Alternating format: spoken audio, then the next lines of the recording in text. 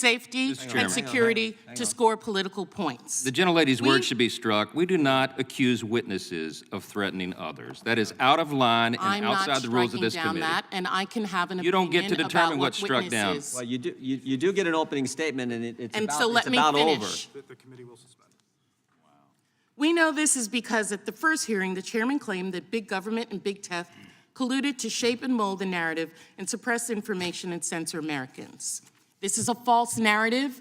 We're engaging in false narratives here, and we are going to tell the truth. I yield back. Gentlelady yields back. I would just point out the consent decree was in our report. We offered your staff also the opportunity to review the FTC letter. All right, let's get right to it. Today, I'm breaking down one of the wildest congressional hearings of the year, a showdown that had everything from fiery accusations to jaw-dropping revelations. It's the hearing featuring journalists Matt Taibbi and Michael Shellenberger, authors of the Twitter files, but the real sparks flew when Jim Jordan exploded on Stacey Plaskett after she ripped Tucker Carlson for getting January 6th footage. Let's set the scene. Things were tense from the jump. Before the witnesses could even settle in, a committee member claimed they were a direct threat to their political opponents. Instantly, that set off a round of objections. Nobody was holding back. Then came the controversy over Kevin McCarthy's move to release 41,000 hours of January 6th footage to Tucker Carlson. Critics blasted it, calling it reckless and a risk to national security. Supporters argued it was all about transparency and letting the public see what really happened.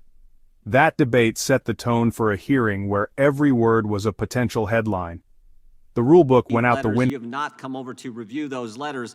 Third, the idea that I believe both of these individuals who are getting ready to testify, I believe they're both Democrats. The idea that two journalists who happen to be Democrats— Did you not give that offer at 8 o'clock last night? I'm talking now. Your time was ended. Neither of us are in time. I don't think they're here to help us politically. I think they're here to tell us the truth. And oh, by the way, the first FTC letter to Twitter after the first set of Twitter files, the very first question was, who are the journalists you're talking to? And you guys don't care. You don't care.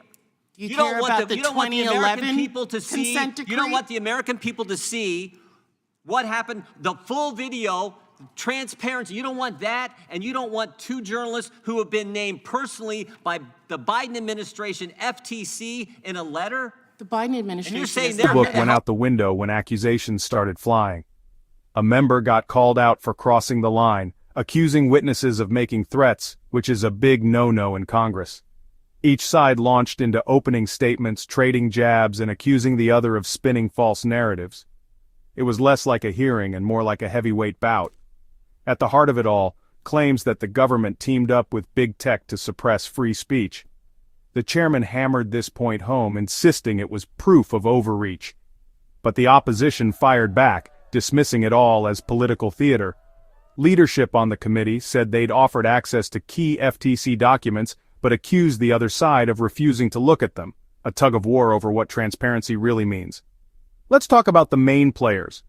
Matt Taibbi, a former Rolling Stone journalist, now goes solo.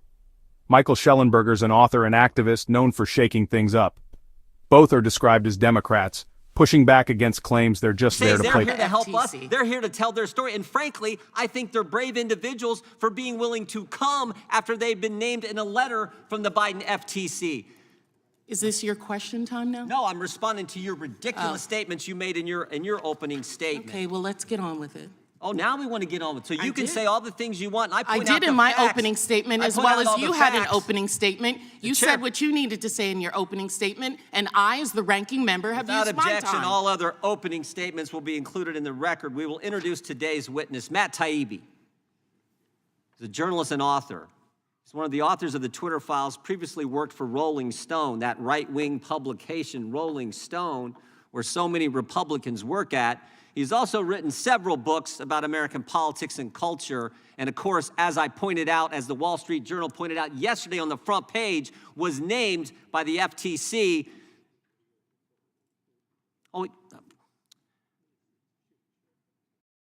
Michael Shellenberger is also a journalist, author, and one of the authors of the Twitter files. He's also co-founded several nonprofits, including Breakthrough Institute, Environmental Progress, and the California— There to play politics.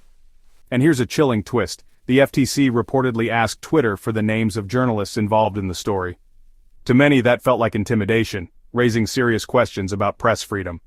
If you're finding this breakdown useful, hit that subscribe button and turn on notifications. I'm here to cut through the noise and keep you informed. A big takeaway from the hearing was the demand for more transparency, members calling for the full release of footage and communications, accusing each other of hiding the truth. As the witnesses gave their testimony, reactions were split. Some called their statements brave, others said it was all spin. So, there you have it. 10 key moments from one of the most dramatic hearings you'll see. Is this a fight for truth or just another round of political grandstanding? Let me know what you think in the comments. Don't forget to like, subscribe, and share this video with someone who wants the real story. Thanks for watching Congress every day.